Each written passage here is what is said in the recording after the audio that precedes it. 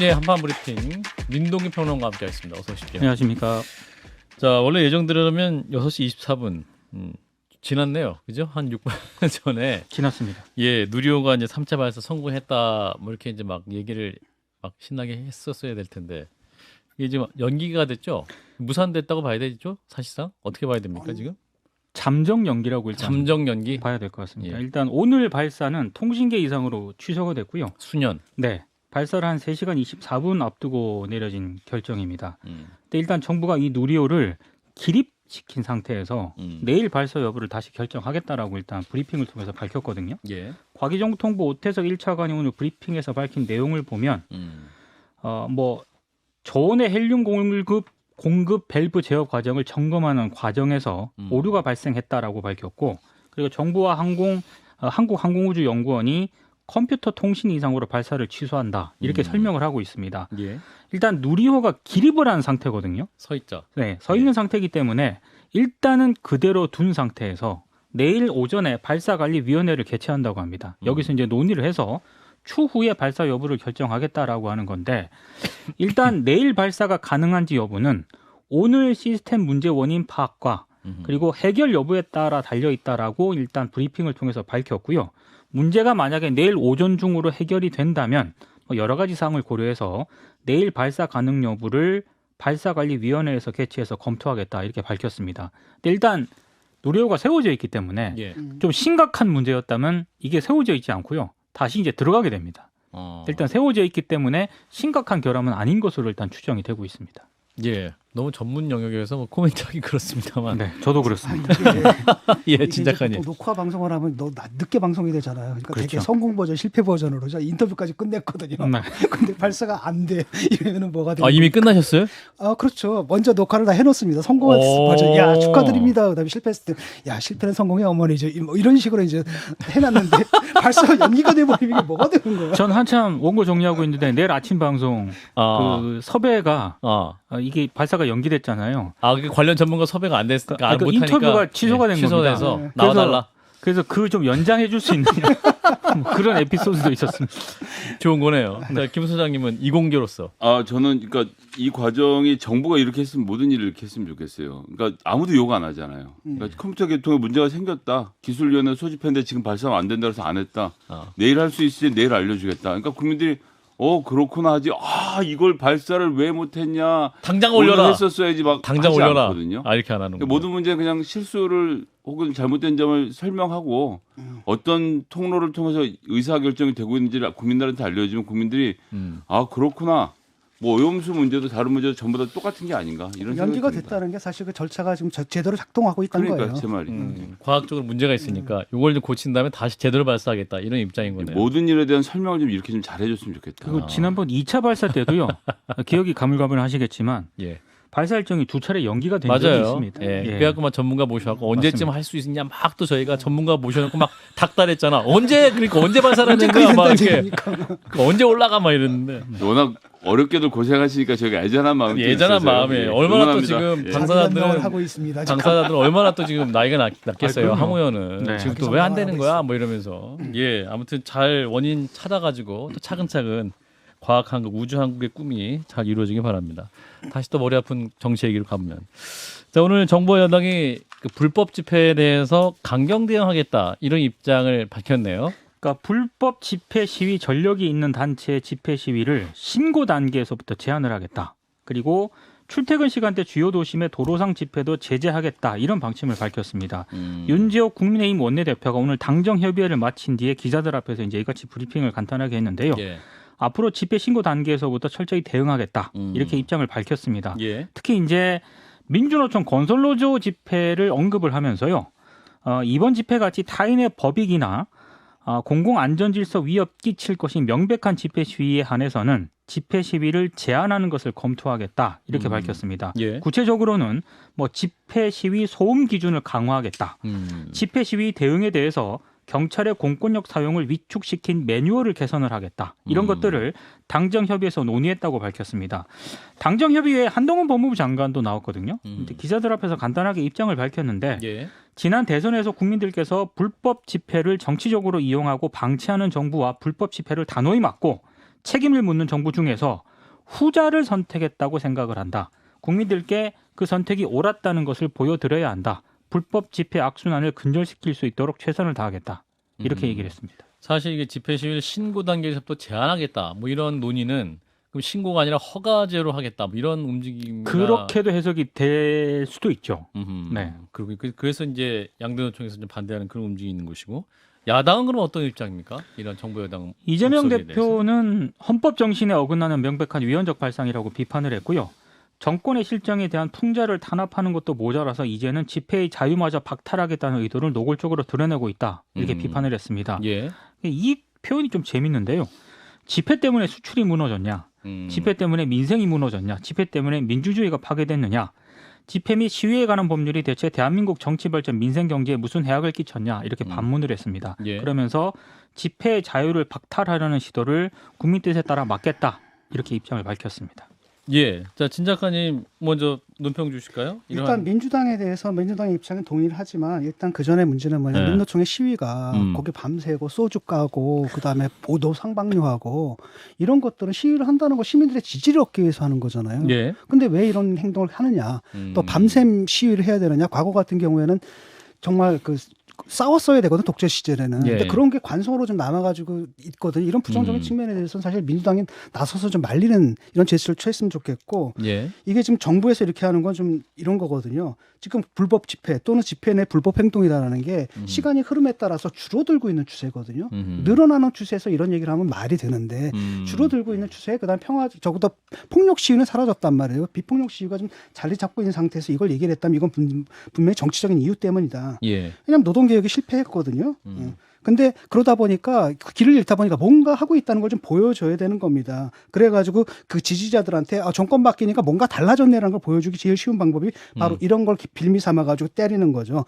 그래서 한동훈 장관이 했던 말이 바로 그 부분이에요. 그 정치적 현운감을 보여주겠다라는 거죠. 그 다음에 이제 두 번째로는 그 밑에 어떤 뭐가 깔렸냐면 왜 거기서 정치적 현운감을 느끼느냐. 그러니까 강경 보수 지지층들은 어떤 이념적 편향에 빠져 있거든요. 그러니까 경제 위기 안 돌아가는 거 누구 때문이냐? 노조 때문이다. 노조 핵심은 누구냐? 민노총이다. 민노총은 바로 뭐냐? 주사파다. 주사파다면 간첩단이 있다. 이거잖아요, 지금. 이런 프레임들을 갖고 있단 말이죠. 근데 이게 사실 먹히질 않아요. 그러다 보니까 이제 그 밖에 다른 것들, 불법성 가지고 지금 부각을 시키는 건데 그러다 보니까 문제가 되느냐, 노동 문제가 해결되느냐? 해결이 안 된다라는 겁니다, 지금.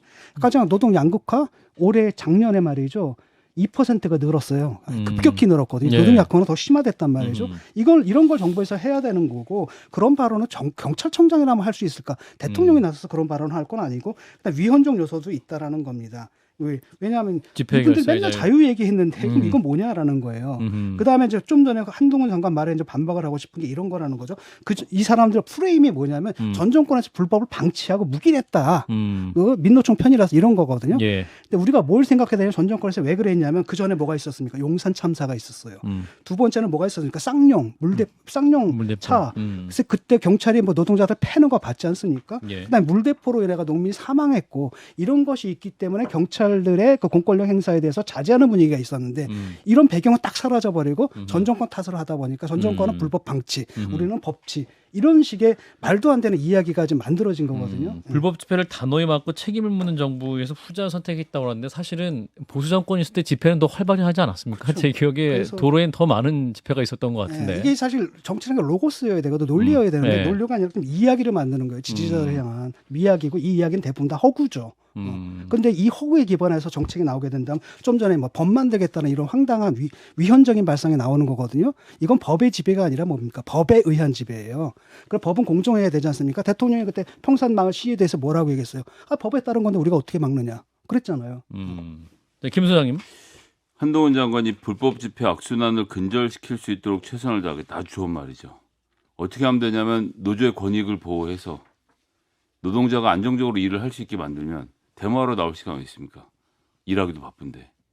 간단한 해결책이 있거든요. 피부병이 생기면 우리가 위에다가 약을 바르는데 사실은 먹는 걸 고치고 몸에서 뿜어져 나오는 것을 치료하면 피부병이 낫는 거지 그 위에다 아무리 연고를 바른다고 해결되지 않는데 지금 이 윤석열 정부가 취하고 있는 건 전부 다 대증요법입니다. 그 눈에 보이는 증상들을 어떻게든 덮는 것을 위주로 하고 있는데 노동개혁이라는 게 그것을 통해서 노동자가 안정적으로 일할 수 있는 환경을 만들어서 노동자들이 행복해지면 그 사람들이 시위하러 나오지 않고 대통령의 지지율이 오르고 모두가 행복해지는데 나와서 소리 지르는데 너 소리 크게 질렀어. 그러니까 넌 처벌. 이런 식으로 지금 이 문제에 접근하는 것에 대해서 매우 마음이 아프고요. 뭐 지금 일용직 노동자들 특히 건설노조 그런 거 아닙니까? 이분들에 대한 권익 보호를 어떻게 할 건지 공기업 보니까 작년에서 올해 지금 이 비정규직 노동자들의 숫자가 뭐 폭증을 하고 있다고 하는데 정말 이게 윤석열 정부가 얘기하는 노동개혁이라는 게 눈에 보이는 모난돌에 정 때리는 그러니까 노조를 탄압하는 것만으로 정말 노동개혁이 되는 건지 아니면 정확히 대통령께서 하고 싶은 노동개혁이 뭔지를 설명을 해주시고 그다음에 노조를 때리지 말든지 했으면 좋겠습니다. 그러니까 건설 노조에 대해서 이거 완전히 무슨 범죄 집단처럼 묘사를 하거든요. 그렇지가 않거든요. 왜냐하면 건설 노조에 문제가 있겠죠, 당연히 여러 가지 문제가 있지만 동시에는 뭐냐면 이 건설 노조를 통해서 노동 현장에 굉장히 불합리한 관행들 같은 것들이 많이 개선이 됐거든요. 그러니까 이런 것들을 같이 봐야 되는데 이념적으로 보게 되면 하나만 보는 거예요, 지금.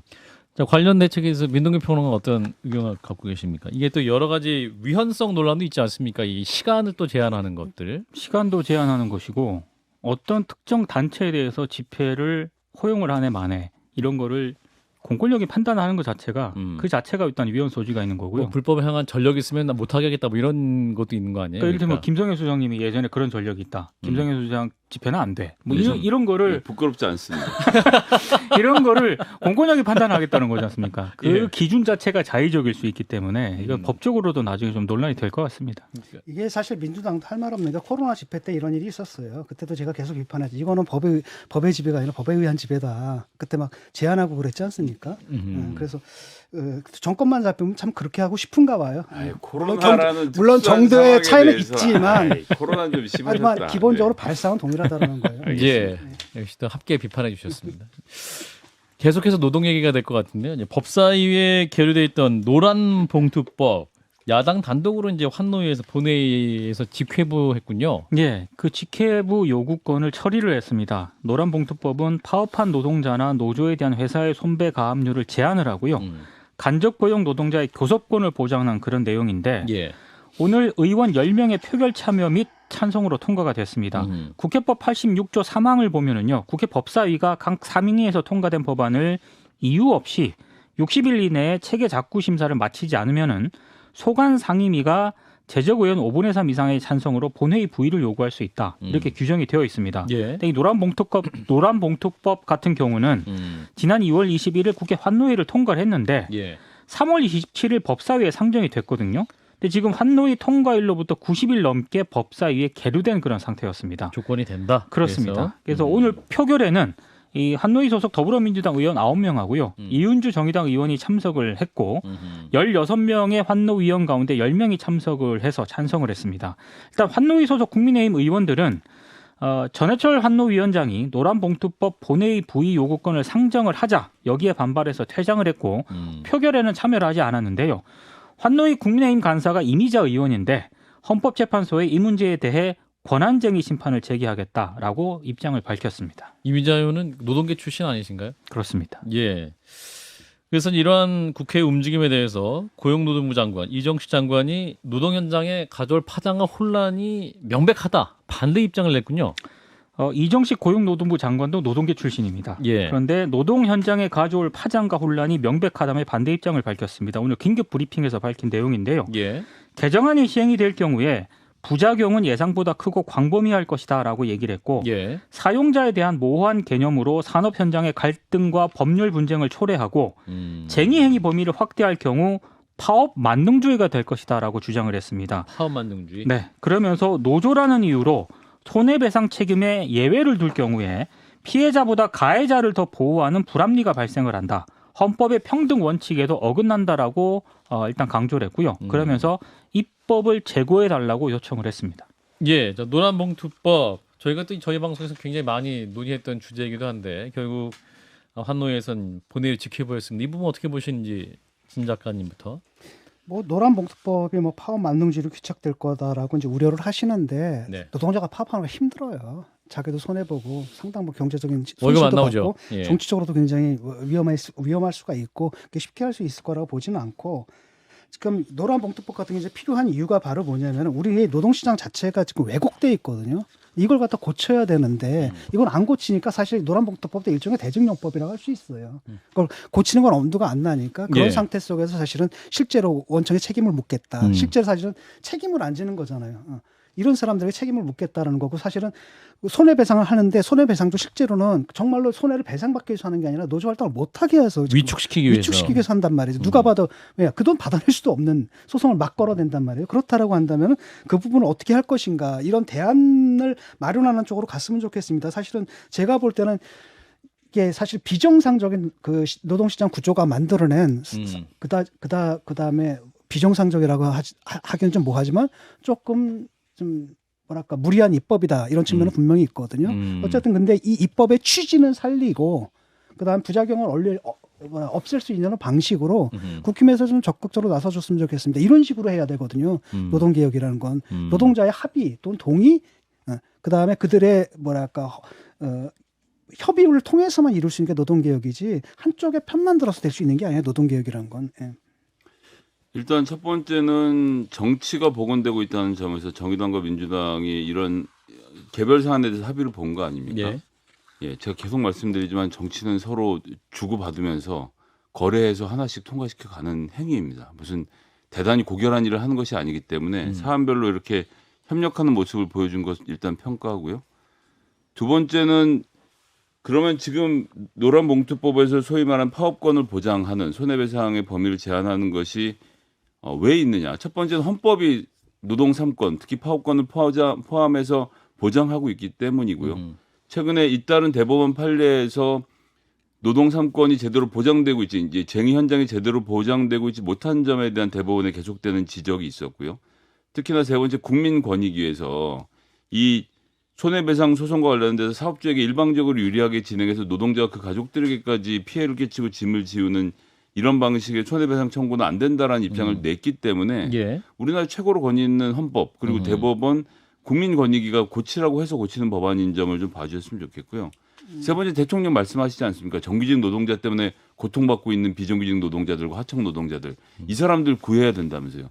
그 사람들이 원청하고 교섭할 수 있게 하자는 건 대통령의 의지를 관찰하고 있는 내용이기 때문에 거부권 무작정 행사하시기 전에 일단 국민의힘이 이번 본회의에서 좀 같이 논의를 국민들 앞에 좀 대놓고 해봤으면 좋겠습니다. 예.